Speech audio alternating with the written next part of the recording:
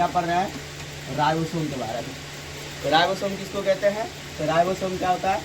कोशिका में एक थैलीनुमा संरचना होता है जो क्या करता है, एक झिल्ली के द्वारा क्या होता है, घिरा होता है। देखो राइबोसोम क्या कर सकते हैं?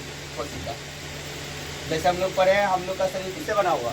कोशिका से बना हुआ पूरा शरीर, संपूर्ण शरीर। और कोशिका में क्या पाया जाता है? कोशिका दर्प पाया जाता है, और बीच में क्या होता है? केंद्रक होता है। बीच में क्या होता है? केंद्रक होता है।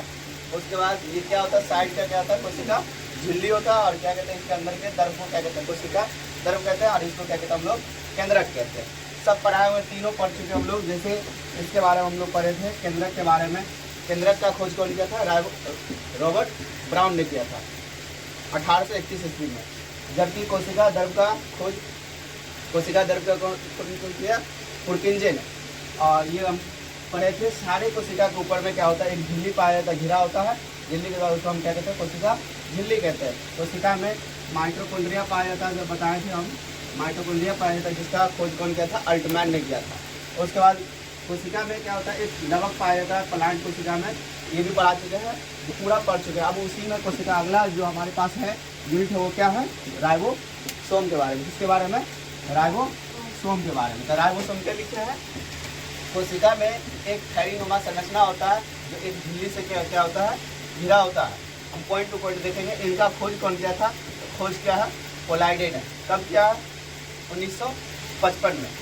ये जो है किस चीज़ का बना होता है? यह आरएनए तथा प्रोटीन के मिलकर के बना होता है। तो क्वेश्चन एग्जाम में आता है, राइबोसोम किससे मिलकर के बना होता है? तो किससे मिलकर बना होता है?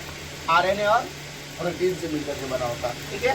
उसके बाद हम लिखे, क्या लिखे? ये कहाँ पाया जाता है? तो ये अंतःपर्दवी जलिका बताए थे। अंतःपर्दवी जलिका दो प्रकार के होते हैं, एक चिकनी अंतःपर्दवी जलिका, दूसरा खुरदुरी अंतःपर्दवी जलिका। तो ये अंतःपर्दवी जलिका जो है, खुरदुरी जो है, उससे भी सटा हुआ था और बिखरी होता है। कोशिका दर में क्या होता है? बिखरा हुआ होता है, कोशिका दर में पाया जाता है। और साथ साथ ये न्यूक्लियस के अंदर भी पाया जाता है और माइटोकॉन्ड्रिया के अंदर भी पाया जाता है। क्यों? क्योंकि वहाँ क्या करता है? ये प्रोटीन के निर्माण में भाग लेता है। यही लिखे, स्वतंत्र रूप से अवस्था में पाया जाता है। उसके बाद अगला स्टेप क्या लिखा हम लोग?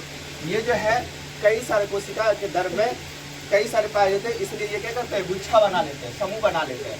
तो समूह बना लेते हैं तो उसको हम क्या बोलते हैं? पॉलीसोम बोलते हैं। क्या बोलते हैं इसको? हम पॉलीसोम बोलते हैं, या नहीं तो पॉलीराइबोसोम बोलते हैं। क्या बोलते हैं उसको? हम पॉलीराइबोसोम। अब हमारा स्टेप क्या है?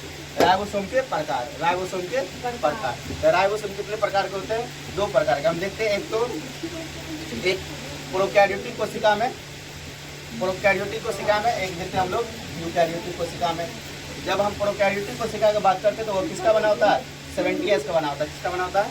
70S राइबोसोम होता है। जबकि हम यूकैरियोटिक कोशिका की बात करें तो वो किसका कितना होता है? 80S होता है राइबोसोम।